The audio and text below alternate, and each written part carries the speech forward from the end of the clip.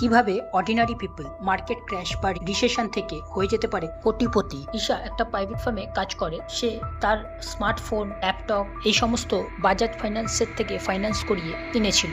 সেই সময় ঈশা ফলো করে যে বাজাজ ফাইন্যান্সের বিজনেসটা খুব ইন্টারেস্টিং এবং এর ফিউচারে খুব ডিমান্ড। 2020-তে যখন কোভিডের জন্য মার্কেটে ক্র্যাশ হয়, তখন বাজাজ ফাইন্যান্সের স্টকও অনেকটাই ডাউন হয়ে যায়। সেই সময় ঈশা 2 লাখ টাকা সেই বাজাজ ফাইন্যান্সে ইনভেস্ট করেছিল এবং সেটাকে সে আজও হোল্ড করে রেখেছে। আজ ঈশার সেই 2 লাখ টাকা 10 লাখ টাকা হয়ে গেছে এই 5 বছরের মধ্যে। এর থেকে আমরা কি শিখতে পারি? রিসেশন বা মার্কেট ক্র্যাশের সময় আমাদের প্যানিক করা উচিত নয়। এই সময় ভালো কোম্পানিতে আমাদের ইনভেস্ট করা উচিত। এটা একটা কমন ব্যাপার, এটা আগেও হয়েছে এবং আগামী দিনেও হবে। আর এই সুযোগটাকে কাজে লাগিয়ে স্মার্ট ইনভেস্টররা কোটিপতি হয়ে যায়। নেক্সট ভিডিওতে আমরা শিখব স্টক মার্কেট ক্র্যাশের সময় আমাদের কি কি জিনিস মাথায় রাখা উচিত, যা স্মার্ট ইনভেস্টররা করে থাকে।